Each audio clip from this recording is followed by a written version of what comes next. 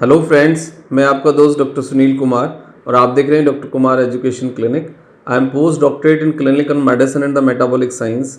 Last 2 decade से south Delhi Chhatarpur में as a clinical health physician में प्रैक्टिस कर रहा हूँ and I am specialise in metabolic problem, infectious disease and coronary artery problems. तो मैं आज ये आपको समझाने की कोशिश करूँगा कि घाव भरने के लिए सही दवा कौन सी होती है। जनरली मैंने देखा है कि यदि कोई जख्म हो जाए या फोड़ा फुंसी हो जाए तो 90% लोग गलत एंटीबायोटिक, गलत दवाई लेते हैं। उससे क्या होता है कि वो प्रॉब्लम को और भी कॉम्प्लिकेटेड कर देते हैं। इंडिया में क्योंकि देखो बहुत ज़्यादा इन्फेक्शन होता है, उसका कारण है आपका एयर पॉल्यूशन, फूड का प्योर ना होना, पानी का साफ़ ना होना, फिर इसके पीछे कुछ हमारे इंटरनल कॉज भी हैं। तो उन सब पे हम बात करेंगे और आपको ये बताएंगे कि यदि आपको कोई फोड़ा फुंसी, घाव, जख्म हो गया है तो उसके लिए सही मैनेजमेंट क्या है, सही ट्रीटमेंट क्या है, क्या सही क्रीम है, क्या सही दवाई है और क्या आपको अपने फूड के लेवल पे कुछ रिस्ट्रिक्शंस और कुछ ध्यान रखना चाहिए। सबसे पहले बात ये आती है कि हमें फोड़ा फुंसी, घाव या जख्म होता क्यों है। देखो इसके 2 कारण हैं। एक आपका इंटरनल रीज़न है। इंटरनल रीज़न में है कि यदि आपकी गट बहुत ज़्यादा डिस्टर्ब है, यदि पेट आपका बहुत ज़्यादा ख़राब है और आप बहुत ज़्यादा मीठा खाते हैं, मतलब मीठे से मेरा मतलब है शुगर कंटेनिंग फूड, या फिर बहुत ज़्यादा आप पैक्ड फूड लेते हैं, जंक फूड लेते हैं, तो उससे आपकी स्किन डिसीज़, आपको फोड़ा फुंसी होना, जख्म होना और इन्फेक्शन का ठीक ना होना, ये बहुत कॉमन सी चीज़ें देखी जाती हैं। क्लिनिकल प्रैक्टिस में हम डेली बेसिस क्लिनिक में देखते हैं कि जो बच्चे बहुत ज़्यादा बाहर का खाना खाते हैं या बच्चे बहुत ज़्यादा मीठा लेते हैं, उनका स्किन का हेल्थ बहुत पुअर होता है। उन्हें फोड़ा फुंसी होना, जख्म होना, कील मुहासे होना और स्किन के दूसरे इन्फेक्शंस आना, ये बहुत कॉमन सी बात होती है। तो सबसे पहले आप ये करिए कि अपने फूड से एक्स्ट्रा शुगर निकाल दीजिए।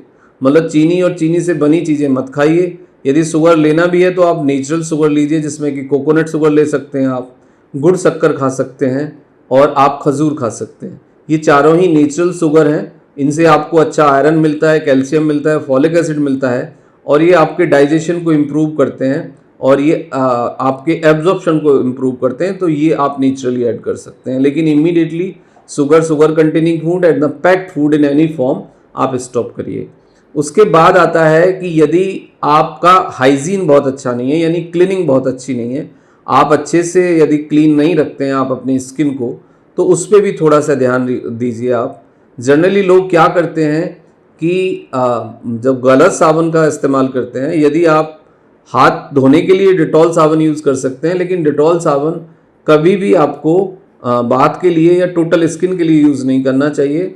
आप डिटॉल स्किन केयर या कीटोकोनाजोल या फ्लूनोकाजोल का कोई भी सोप ले सकते हैं। यदि आपको बार बार ऐसा होता है, वो आपको मदद करेगा। या टेटमासोल एक बहुत फेमस सोप है, उससे भी आप हाथ पैर भी धो सकते हैं और नहा भी सकते हैं। तो दैट विल हेल्प यू, वो आपको मदद करेगा कि इन्फेक्शन आपको बार बार ना आए। फूड के लेवल पे है, अच्छा आप फाइबर लें, वेजिटेबल्स, फ्रूट्स खाएं। यदि आपको कॉन्स्टिपेशन है तो उसे त्रिफला से डील करें और ईसबगोल से डील करें। उसके बाद है शुगर आप स्टॉप कर दें, नेचुरल शुगर लें, हाइजीन का ध्यान रखें और इन्वायरमेंटल जो पॉल्यूशन है उससे भी आप बचने की कोशिश करें। अब इसके बाद आता है कि कौन से एंटीबायोटिक हैं जो आपको दिए जा सकते हैं। देखो एंटीबायोटिक जनरली सबसे बड़ी प्रॉब्लम ये है कि जीपी के लेवल पे या केमिस्ट के लेवल पे आप देखेंगे कि पर्टिकुलर 2-3 एंटीबायोटिक हैं जो हर बीमारी में प्रमोट किए जाते हैं। उसके कारण हुआ यह है कि उन एंटीबायोटिक से रेजिस्टेंट डेवलप हो गया है और उनसे शरीर में कुछ भी फायदा नहीं होता है। यानी आप हफ्ता 10 दिन तक भी एंटीबायोटिक खाते रहते हो लेकिन आपको कोई फायदा नहीं होता। उसका रीज़न ये है कि एंटीबायोटिक रेजिस्टेंट एक बहुत बड़ी प्रॉब्लम है। लेकिन फिर भी कुछ एंटीबायोटिक हैं जो आपको मदद कर सकते हैं। सेफ्ट्रान DS आज भी जख्म के लिए, घाव को सुखाने के लिए, फोड़ा फुंसी में बहुत बेस्ट मेडिसन है। और दूसरे नंबर पे है आपका सिफ्लेक्सिन, यानी फैक्सिन कैप्सूल। उसमें ड्राई सिरप भी आपको मिल जाएगा, टैबलेट भी मिल जाएगा। तो आप जिस एज में हैं, जो भी आपका डोज बनता है उसके हिसाब से ले सकते हैं। ये दोनों एंटीबायोटिक आपके जख्म को सुखाने में, फोड़ा फुंसियों से रिकवरी में बहुत मदद करते हैं और एक बेस्ट एंटीबायोटिक है। इनका जो स्पेक्ट्रम कवरेज है वो बहुत अच्छा है।